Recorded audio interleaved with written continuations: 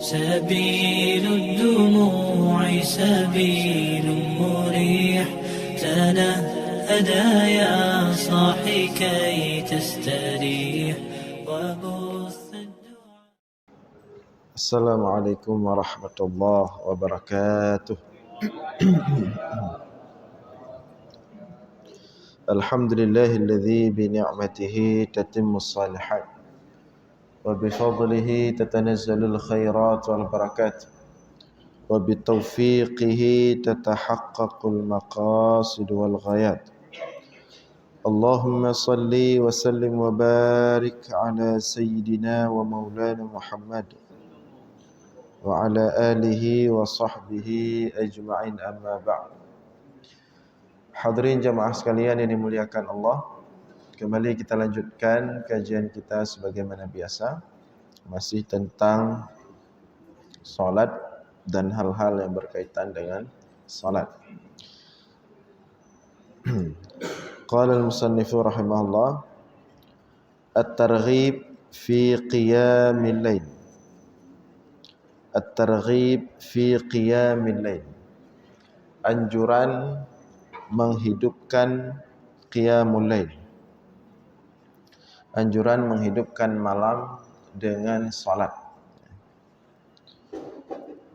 Rasulullah sallallahu alaihi wasallam bersabda, "Alaikum biqiyamil lail, fa innahu da'bus salihin min qablikum." Hendaklah kalian menghidupkan malam dengan ibadah atau dengan salat. Sesungguhnya menghidupkan malam itu merupakan rutinitas orang-orang saleh sepanjang masa sebelum kalian. Jadi qiyamul lail, sebagaimana sudah pernah kita sampaikan, adalah menghidupkan malam dengan berbagai ibadah, yang salah satunya dengan salat, yang dimulai setelah salat isya hingga subuh, hingga masuk waktu subuh. Mulai daripada 2 rakaat ba'diyah isya.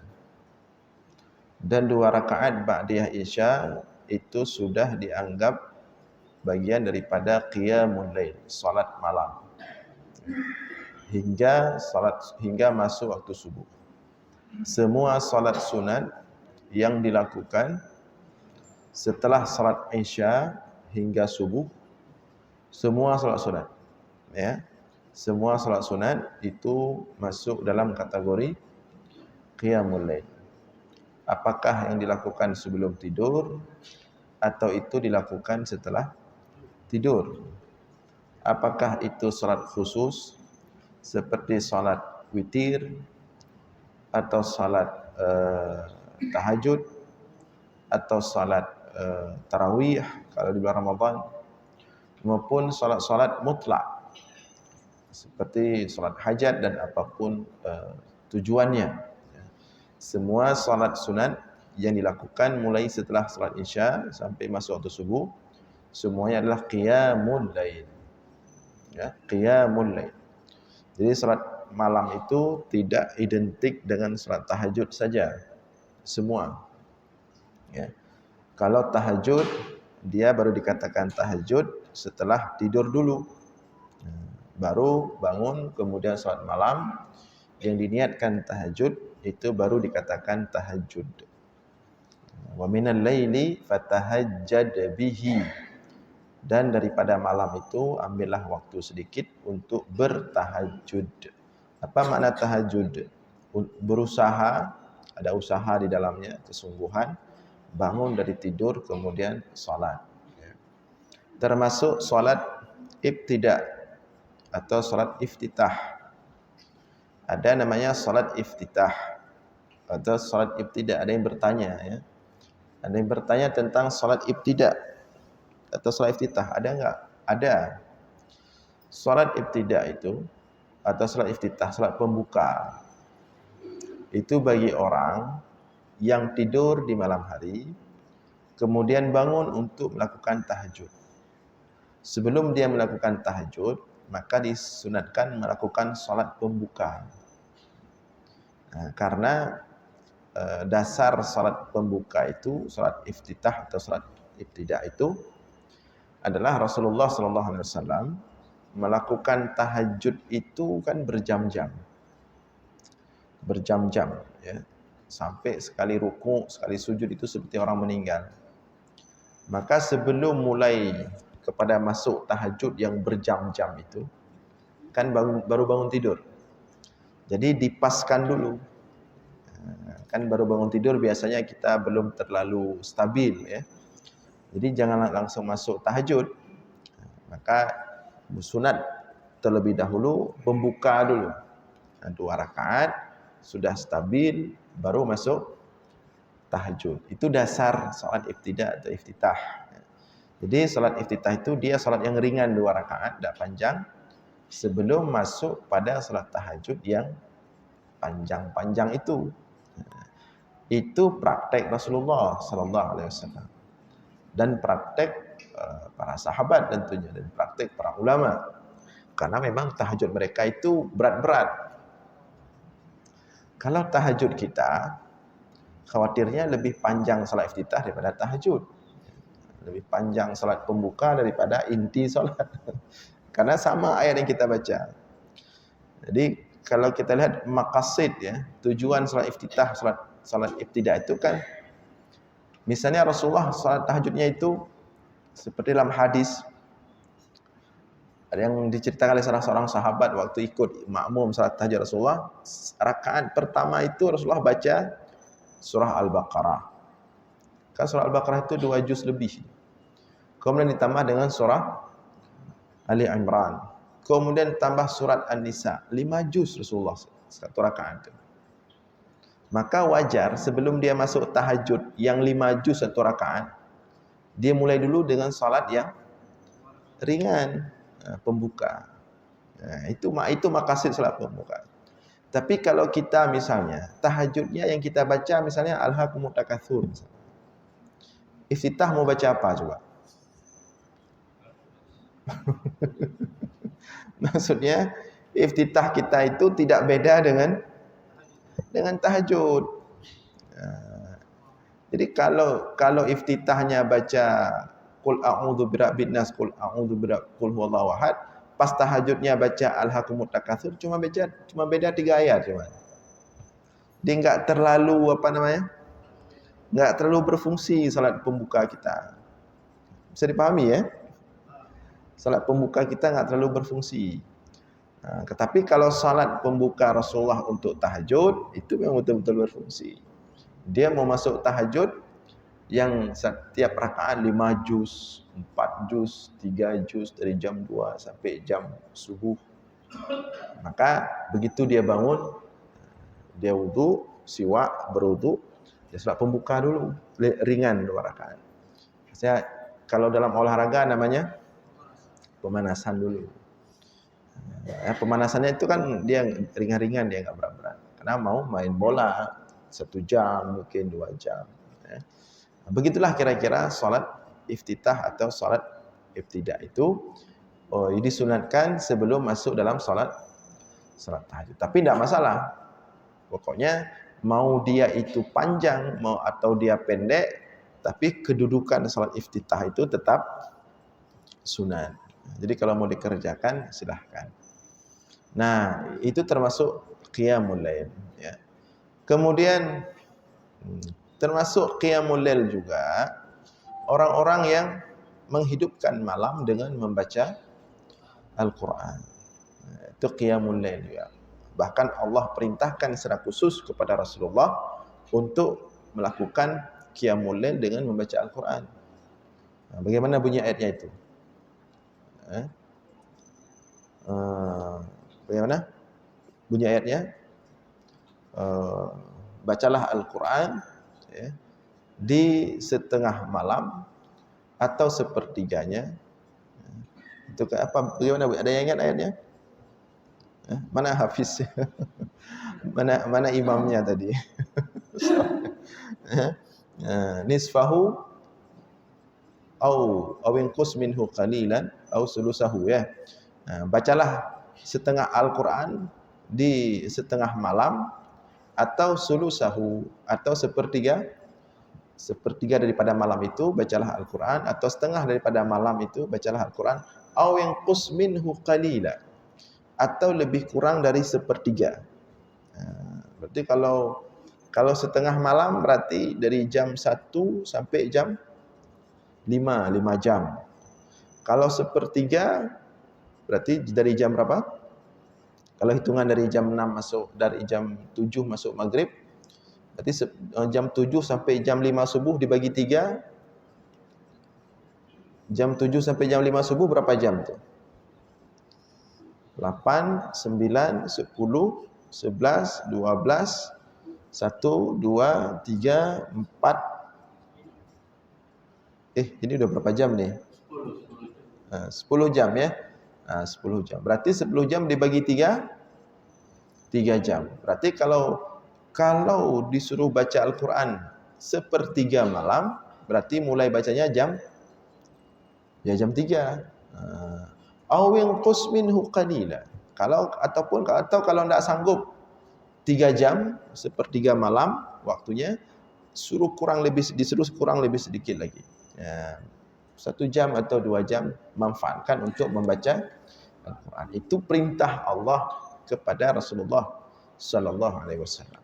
Ada 2 cara menghidupkan qiyamul lail. Yang pertama salat, yang kedua membaca Al-Quran, yang ketiga dengan apa?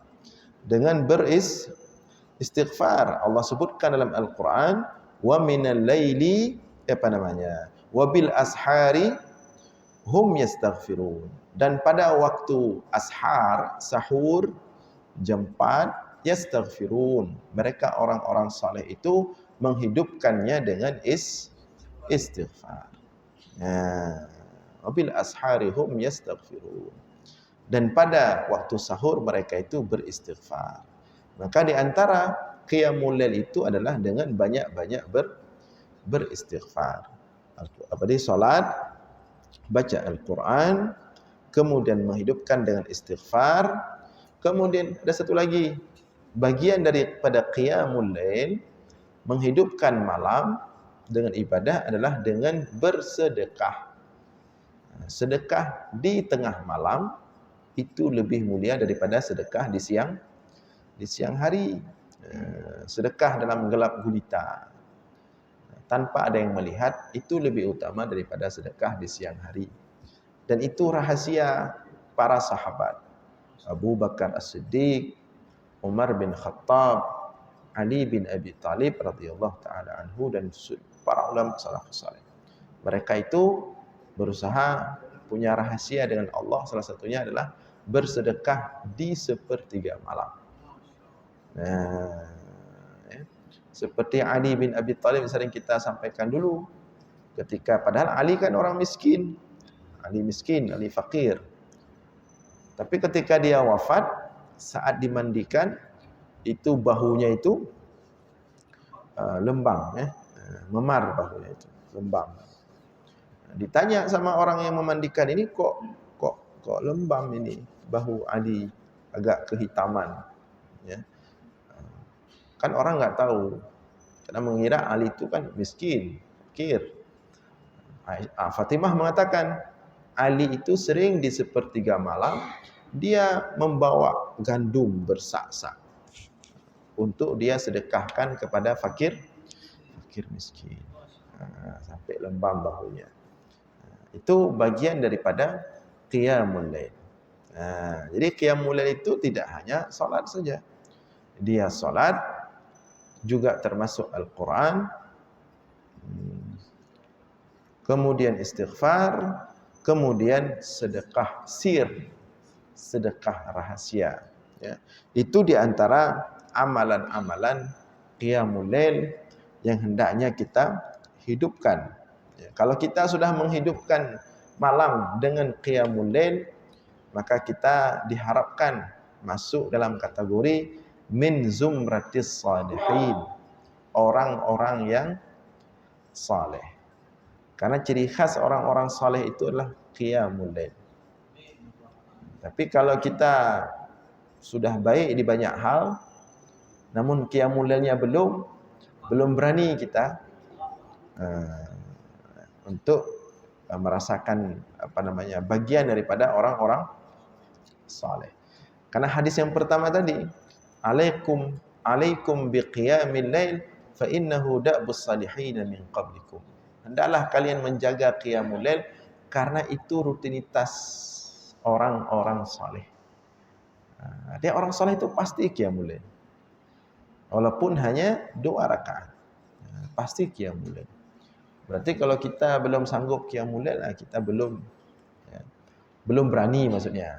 Walaupun banyak amalan lain yang bisa menyatakan seseorang itu dia orang saleh. Tapi kalau qiyamul lail ini memang rutinitas orang saleh. Min qablikum, dari Nabi Adam. Min qablikum, sebelum umat Nabi Muhammad sudah. Itu ciri khas orang-orang saleh. Itu rutinitas orang saleh. Pasti mereka qiyamul lail. Berarti kalau enggak qiyamul lail, berarti Allah belum memilih secara khusus ya. Karena qiyamul lail ini dia juga tidak bisa di style-style ya. Dia memang qiyamul lail ini dari hati.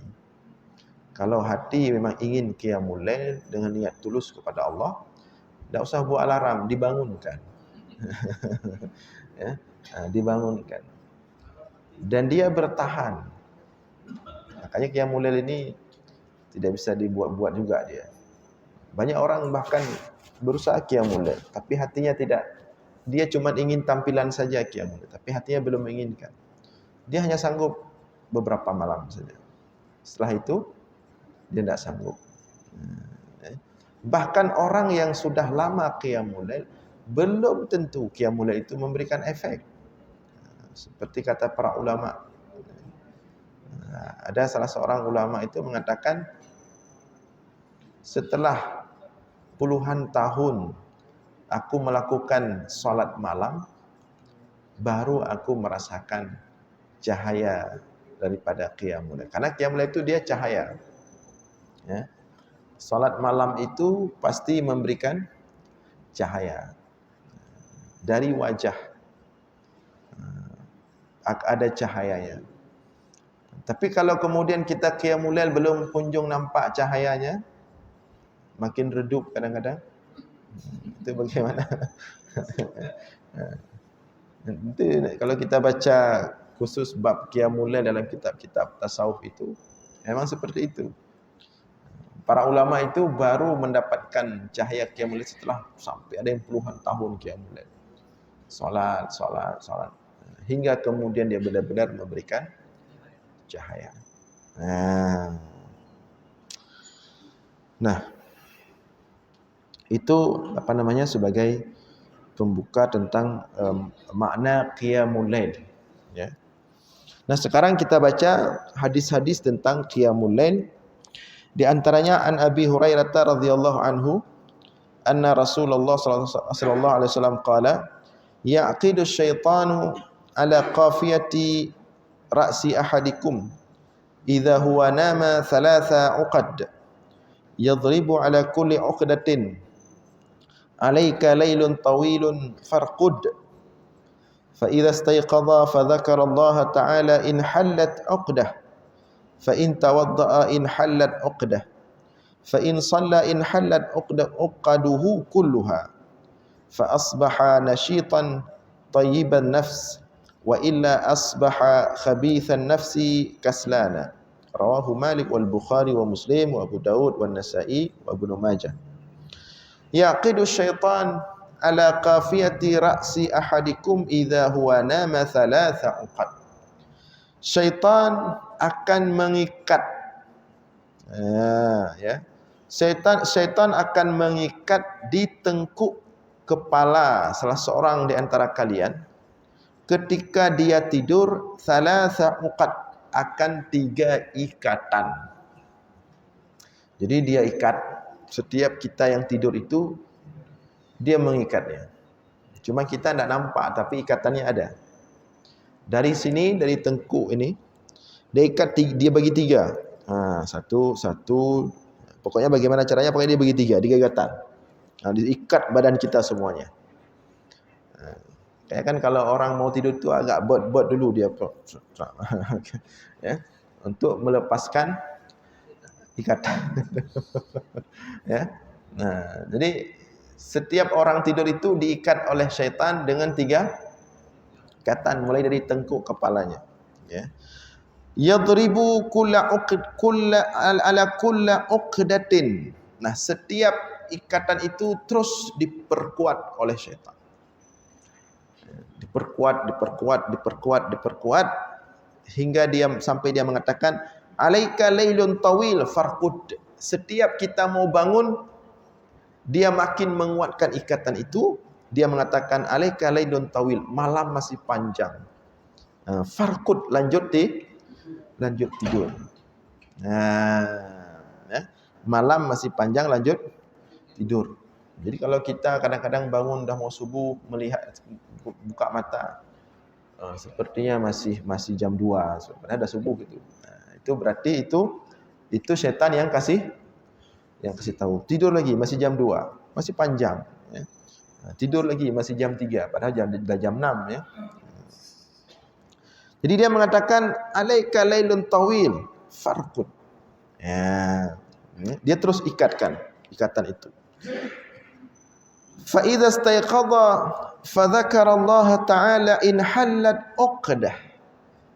Namun jika manusia itu bangun kemudian dia menyebut nama Allah. Doa yang kita baca dalam hadis sebelumnya. Doa ketika bangun dari tidur. Apa doanya? Yang hadir sebelumnya lebih ramai dari ini sepertinya. Enggak ada yang ingat. Nah, baca doa bangun tidur. Ketika kita baca doa itu, doanya panjang, ya, sudah kita baca sebelumnya. Maka ketika itu fadzakarallaha ta'ala in hallat uqdah. Ketika kita bangun, ngantuk enggak ngantuk kita bangun. Maka mau terserah mau jam 3 kita bangun, mau jam 4, ya, pokoknya sebelum subuh mau salat qiyamul lail. In hallat uqdah, ketika kita bangun dan kita baca doa bangun tidur, maka in hallat uqdah, terputus satu ikatan. Ya, begitu kita bangun, alhamdulillahilladzi ahyana ba'da ma amatana wa ilaihi nusyur. Langsung terputus, satu ikatan terputus. Masih ada 2. Makanya kalau begitu bangun dia masih agak berat ya. Dia bangun, dia baca doa masih agak berat. Proses menuju ke tempat wudu itu karena masih ada 2 ikatan. Dan itu tidak boleh sembarangan dibuka ikatan itu. Memang prosedurnya seperti ini dia. Kalau dipaksa buka tanpa prosedur Rasulullah, itu kena stroke. Ini iya kena apa namanya? Apalagi sudah umur 60 itu enggak boleh sembarangan itu, bisa tersangkut uratnya itu. Ya. Seperti cekang apa namanya itu. Kalau ada orang terlalu ditarik, sudah. Enggak bisa jalan lagi. Ikut aja prosedur Rasulullah. Pokoknya yang pertama bangun, kemudian baca doa. Prosedur kedua apa? Prosedur yang kedua, fa in tawaddaa in halat uqdah. Jangan terlalu dipaksakan. Pokoknya bangun kemudian menuju tempat wudu. Prosedur kedua berwudu. Begitu berwudu tidak perlu ditarik sana sini, badan enak sendiri dia. Karena sudah terbuka ikatan kedua. Fa in tawaddaa in halat uqdah. Kemudian dia pergi berwudu, selesai dia berwudu, mulai terasa enak. In halat uqdah, terbukalah ikatan kedua, mulai merasa enak. Makanya waktu berwudu itu, apalagi di waktu subuh, disunatkan istinsyak. Istinsyak itu harus ditekan sedikit, airnya itu masuk ke khaisum. Jangan cuma dicukai aja, ambil air sini taruh dikit sini, enggak masuk pun sini. Dia harus masuk. Karena dalam hadis yang lain, ini hadis juga, saya lihat dalam kitab Al-Mahalli itu. Dalam hadis yang lain, di dalam hidung itu juga salah satu tempat syaitan ketika kita tidur. Dia ramai di sini dia. Kita kan nggak tahu bentuknya, pokoknya dia lumayan ramai lah di sini dalam hidung. Makanya ketika wudhu itu disuruh agak tarik sedikit. Pokoknya kalau orang yang wudhunya itu pas, dia nggak akan ngantuk itu salat subuhnya.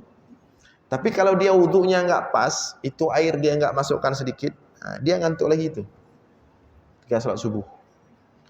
Dan dia nggak mau tahu setan itu, mau ustadz, mau tengku, mau alim.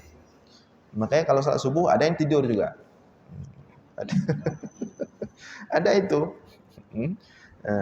Mungkin karena buru-buru wudhunya, nggak dimasukkan sedikit. Bukan harus berat kali, kalau berat kali bahaya juga masuk ke otak. Tapi tarik sedikit, kehaisunya udah cukup.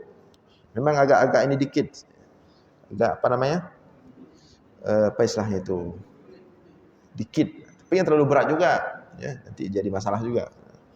Kemudian ditumpahkan lagi. Banyak itu kita temukan. Orang yang ketika salat subuh di samping kita, beribadah oleng dia. Padahal masih tahiyat akhir. Belum lagi salam, dah oleng dia, oleng. Berarti dia tidur nih. Atau olehnya, atau misalnya tidur lebih bersahaja, tapi tidur juga. Kita lihat di tangannya, bagi dia tahiyat akhir, serap dia merengsi tangannya. Ini tidur dia nih. Ya. Dia nggak mau tahu setan ini. Mau dia kita alim, mau kita soleh, kalau kita nggak wudhu dengan benar, tugas dia tidur. Ada yang tertidur ketika sujud. Kita pikir dia ambil sunat lama sujud, bukan lama sujud, sunat, bukan, memang tidur dia sujud. Itu subuh banyak sekali kejadian tuh. Ada yang sambil berdiri, mahayun-hayun tuh. Itu kalau sambil berdiri itu batal sholat. Kalau dia betul-betul hilang, batal sholat. Karena setiap mata ini betul-betul tertutup, berarti bagian bawah terbuka. Keluar angin itu. Walaupun nggak berat, ya. Batal wudhunya, artinya batal sholat. Nah, itu kan hadis itu. Ya. Mata terbuka berarti mata tertutup berarti itunya terbuka, artinya keluar angin. Nah, batal wudhunya, batal sholatnya. Kalau dia tertidur sambil duduk masih lumayan lah, karena pantatnya itu tertimpa lantai. Jadi walaupun nggak mungkin terbuka. Tapi kalau sambil berdiri, dia oleng, dia hilang itu. Atau sambil ruku. Nah, makanya kuncinya itu di wudhu. Nah, wudhu yang ketiga berarti kalau dia memaksa sholat sedangkan belum pas wudhunya, itu berarti ada satu ikatan belum selesai. Makanya terbawa masih tidur dalam sholat. Nah, ini banyak kita temukan ini. Cuman kita nggak ribut-ribut lah. Ya udahlah, mudah-mudahan ke depan nggak terulang. Dan bukan hanya orang biasa, orang-orang berilmu juga seperti itu. Kadang kita temukan, kita mungkin karena lelah ya. Tapi kalau dia betul-betul berwudu, dia perhatikan nggak akan ngantuk. Ya. Nah itu. Jadi ikatan yang kedua itu akan terbuka ketika seseorang itu berwudu dengan baik. Di antaranya diperhatikan istinsyaknya dan bagian yang lain. Kemudian selesai dia berwudu, selesai ikatan kedua terbuka, tersisa ikatan yang ketiga. Fa in shalla in hallat uqaduhu kulluha. Dan apabila kemudian dia salat, in hallat uqaduhu kulluha, terputuslah semua ikatan. Nah, inilah salah satu fungsi salat apa tadi? Sebelum tahajud, salat pembuka dulu. Jadi setelah semua ikatan sudah lepas, selesai salat pembuka, baru masuk salat tahajud. Kalau orang yang enggak tahajud, agar salat subuhnya tidak terganggu, maka sunat salat qabliyah subuh, salat pembuka ikatan yang ketiga. Makanya Rasulullah berusaha keras dan memerintahkan kita untuk jangan sampai tertinggal, kalau salat subuh itu jangan sampai tertinggal qabliyah subuh atau salat sunat fajar. Biar tidak terganggu salat subuhnya. Jadi kita sudah, imam pun seperti itu. Coba imam itu kalau dia baru bangun tidur, dia langsung wudu, langsung jadi imam tuh. Nah, itu bahaya juga itu. Begitu dia datang, matanya belum stabil 100%, langsung dia saf. Dia saf pun itu lagi nggak pas tuh. Dan saya pernah menemukan tuh imam ngantuk. Coba, memang agak muda, masih muda waktu itu. Mungkin karena faktor muda. Imam ngantuk itu. Di tahiyat akhir dia ngantuk. Ya. Kemudian saya di belakangnya, pas di belakangnya. Dari mana saya tahu dia ngantuk? Kepalanya tap seperti ini. Oh, ini kahanali. Cuman ya karena kita kita jaga ya. Kita berhusnudzan. Husnudzan begini kan, dalam fikih itu beda tidur dengan ngantuk. Kalau tidur kan naumun. Kalau ngantuk nu'asun. Apa spesifiknya bahasanya ya? Dia seperti ngantuk tapi masih terdengar suara dari luar. Apa namanya itu? Bahasa Arab, bahasa Indonesianya. Apa namanya? Dia memang tapi belum 100% tidur, dia sudah hilang tapi suara-suara kan ada itu. Seperti kita tidur salat waktu Jumat. Kita tidur tapi suara khatib kayak kayak apa? Masuk juga dikit-dikit. Cuma apa? Tapi kita tidur tapi masuk suara khatibnya. Nah, itu ada bahasanya itu. Nah, kalau kondisi seperti itu enggak batal wudu. Artinya masih setengah sadar, setengah tidak. Setengah tidur. Apa istilahnya? Ada bahasanya itu. Kalau bahasa Arab nu'as, itu nu'as. Kalau nu'as itu tidak batal salat. Tidak batal wudu. Yang batal wudu itu kalau tidur full. Artinya hilang 100%. Nah, itu yang batal wudu kalau pantatnya itu enggak menetap di lantai. Nah, itu yang batal wudu. Nah, jadi apa namanya tadi? Ya, kita kembali ya.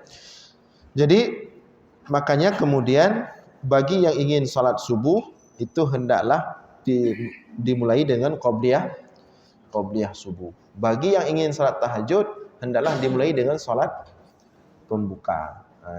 Jadi salah satu manfaatnya biar kita betul-betul stabil ya. 3 ikatan setan pada diri kita itu benar-benar terbuka semuanya. Kemudian dalam hadis yang lain dikatakan ya, lanjutan hadis tadi, fa asbaha nasyitan thayyiban nafsi wa illa asbaha khabithan nafsi kaslana. Jadi kalau dia setiap subuh seperti itu, bangun, wudu, salat, fa asbaha nasyitan thayyiban nafsi, maka berpagi-pagilah dia dalam keadaan nasyitan, segar. Thayyiban nafsi, jiwanya itu mantap. Ya. Sebaliknya, wa illa, dan jika dia tidak bangun subuh atau di malam hari tahajud atau tidak bangun subuh, ya, tidak wudu, tidak salat, asbaha khabithan nafsi kaslana, maka dia akan berpagi-pagi dalam keadaan tidak enak, tidak tenang, tidak fresh, kaslana, dan dia akan terbawa malas seharian tersebut. Inilah yang sering kita katakan, orang yang enggak bangun subuh, orang yang enggak salat subuh pasti paginya itu suka tahe-tahe gitu. Teduh, urung kopi, lihat. Ini tanda enggak bangun subuh. Ya. Itu banyak kita temukan tuh, misalnya mahasiswa-mahasiswa itu di kampus tuh, kita ngajar itu. Itu setengah ke belakang itu tertahu-tahu semua itu. Jadi kita kalau masuk pagi dia enggak connect tuh. Karena enggak bangun Enggak bangun subuh dia, enggak salat subuh. Kita juga demikian, orang-orang yang sudah dewasa juga demikian, sudah tua juga demikian. Kalau enggak bangun subuh itu badannya enggak fresh.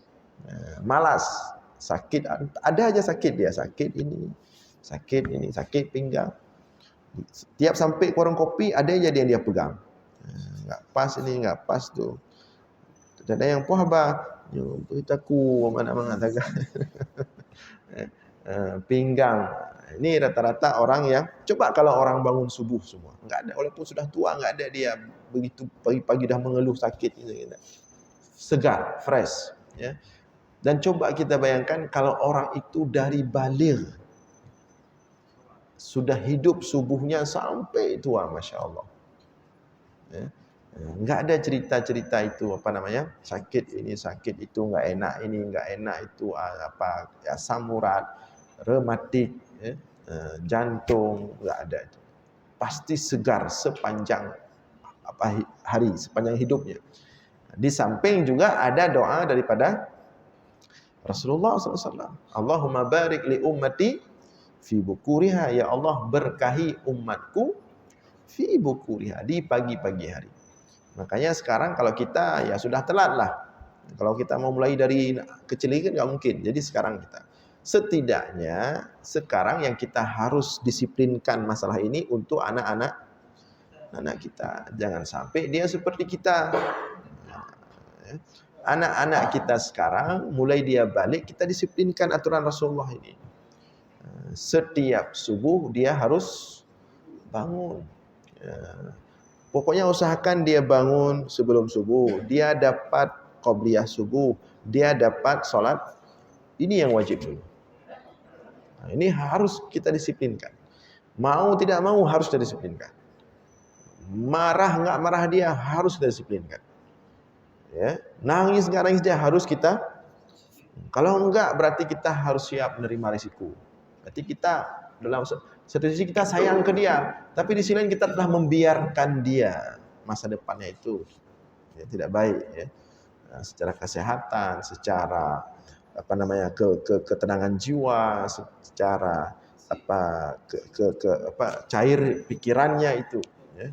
Harus kita disiplinkan. Kalau dia dapat tahajud, alhamdulillah. Kalau enggak apa-apa karena masih kecil. Setidaknya bangun sebelum subuh, qobliyah subuh sama sholat ini kalau bisa. Ya. Kalau kita bisa mendisiplinkan mereka dari baligh, insya Allah sampai dia kalau Allah berikan umur panjang, dia akan sehat selalu.